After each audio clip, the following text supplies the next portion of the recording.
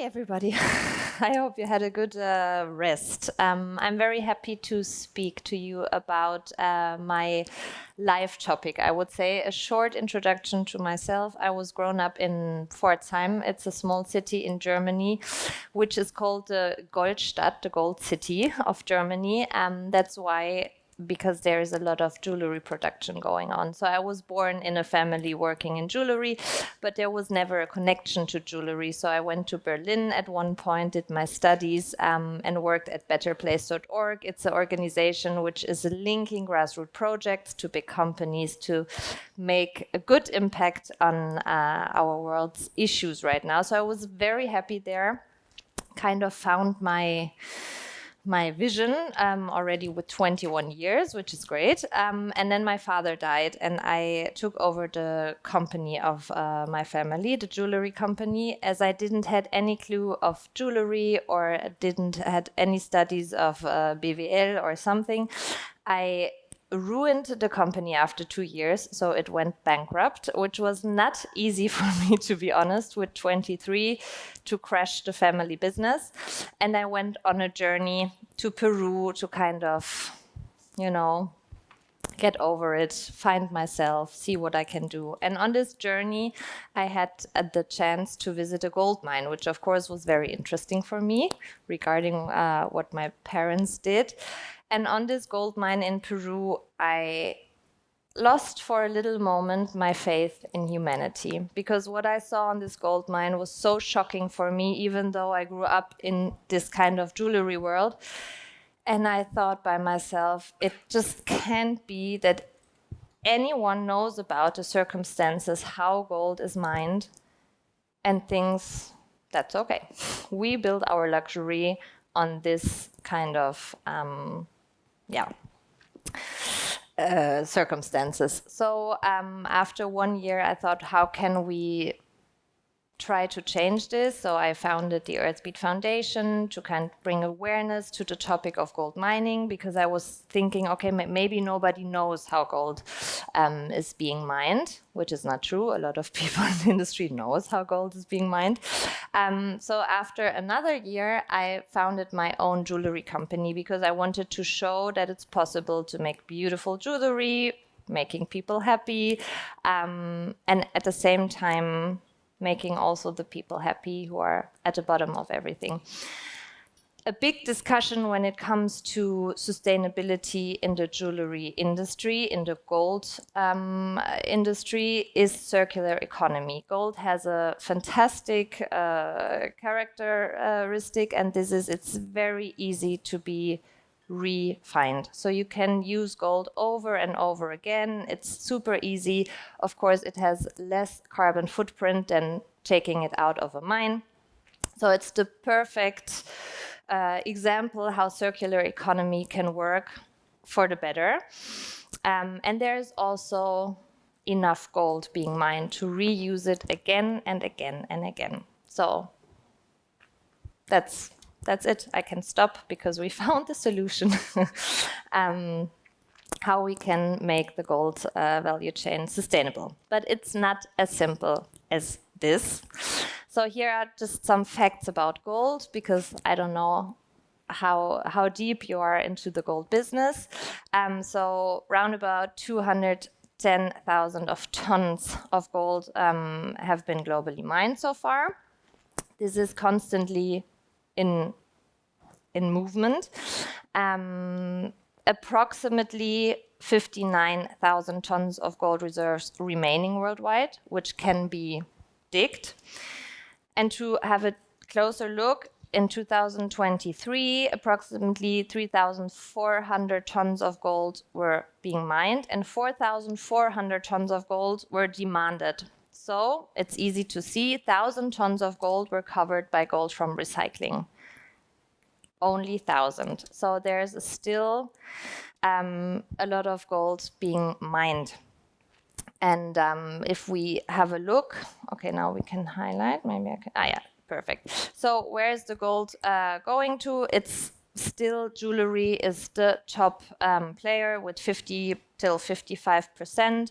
Then we have technology. It's on the rise because we are producing more technology. There's gold in your phone. I don't know if you knew it. We couldn't be here today without gold because all of our electric devices are working only with gold. And then we have a very important part when we talk about sustainability in gold. It's the banks and the investment part. So it's together 35 till 45%, while consumer goods make 55 to 65%. This is important because it helps us to have a look why circular economy is not enough when it comes to the resource of gold. Because gold is a currency. Is it right? Yeah, gold is a currency. And this is very important to understand because gold has a really high value, especially today. Gold price is rising extremely up. This means it doesn't matter how much we recycle, how much we push the quotes of recycling, gold will always be mined. We will not stop mining gold because that's how we humans are. We want what is worthy. So, as I said, the gold price is at its highest level and it plays the most important role when it comes to mining. When the price is rising, mining is rising. Therefore, we have to kind of see on a holistic base, what can we do when we talk about sustainable practices when it comes to gold mining? And another part is if we concentrate too much on recycling and on pushing recycling quotes and going into circular economies when it comes to gold, we have another issue because 25 million people worldwide are depending on gold mining. So they're doing their livelihoods. They're not doing it very well, I have to be honest, but they need it. So what are we doing with 25 million people on this planet when, which is not realistic at all, we say we only concentrate on circular economy when it comes to gold mining? This will not work. And the problem is, as much as we are only concentrating on circular economy and not thinking about all the other parts, we will not get a sustainable movement here. So sustainability must always be viewed holistically. It's a very complex system, especially when we talk about resources, because a lot of little dots are connecting here. So I honestly think, and that's what we're doing also with VIERI and the Earthbeat Foundation, we need to go this extra mile to create the change. Marketing and pure numbers should not be the only drivers when we're talking about sustainability. We rather need to take this conviction to take the path that units people, the planet, of course the economy, that's very, very important, but it needs to be in a realistic way to see how we can include everybody who is connecting with the resource. So which is just to see what are the top 5 problems when we're talking about gold mining to get an understanding of it. Of course, we have the environmental impact, destruction of ecosystems, water pollutions, and soil erosions due to toxic chemicals. You need a lot of mercury to get the gold out of the ore.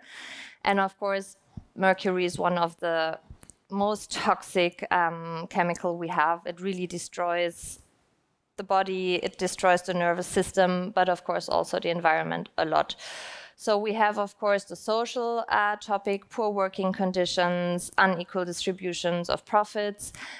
We have a lot of illegal mining going on. This really goes up when the gold price is rising because people in these areas, they just want to make money. So illegal mining is a really, really big issue. Of course, a lot of water and energy is needed to get gold out of the earth. And then we have a problem that after a mine is being digged and there is no gold left, it remains open. So nobody wants to take the invest to kind of close the mine and restore it again. So of course, it's always good to use what we already have. And with gold mining or with gold, it's already taking place since gold is being mined. And this is not because of the sustainable issue, it's because it's so worthy. So gold is being reused since it's been digged. Of course, we need to push it, especially for the consumer goods. It's very important for the jewelry and technical devices. We can really push the recycling quote, so we can reuse gold for consumer goods. But when it comes to investment, it doesn't make sense to reuse what we already have because we want to have more, we want to push it. So when we're talking about investments, we really need to see what can we do or what do we need to really tackle down to create this shift towards a sustainable practice. So we need to see what can we do to improve mining conditions. We really need to go in these communities, invest and legalize mining projects. We need to rethink investments in land rehabilitation. So this needs to be priced in. Very important topic, what we are doing, because of course gold it's not infinite, it's finite. So at one point a mine is digged out. So it's really important for communities to already place investments in alternative income solutions and financial education, so that they have an idea of what comes after mining for the post-mining area. A very important topic, because otherwise we will not bring it on a global change, is bringing the topic to a political agenda, because politics really play a key role in shifting how gold mining is taking place. We need to strengthen regulations. The regulations we have till now, they are just not strict enough, and a lot of global players really find their ways through it.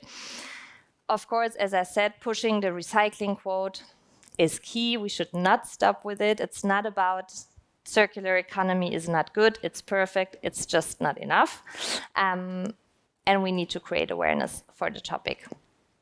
So what we do with VIERI, for example, to give you an idea of how it can work, we only use recycling gold, because I'm very keen that this is perfect when we talk about consumer goods. So we buy gold from recycling houses here in Germany. But with every jewelry piece we sell, there's a percentage of 5% which goes into our own projects, which we set up with the Earthbeat Foundation. For the moment, we have a focus on Uganda, on the African countries.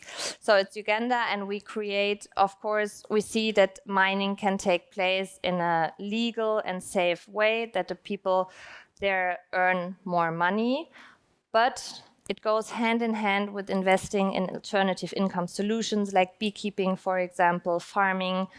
We have a little fund where we close mining operations which are at their end, so we restore it, we close the mines, and we create land for this alternative income solutions. And of course, we invest in financial education. So we help them to open up accounts at the bank. We help them to understand, what can I do when I earn some money? How can I save this? How can I organize it? And this is a very crucial part to help them to make their ways into a future where they can be independent from gold mining, but also from us as an organization, which is very important, I think. And all of this together is, of course, and then we tickle it down, also a great marketing a tool. So we, of course, create a lot of communication around it.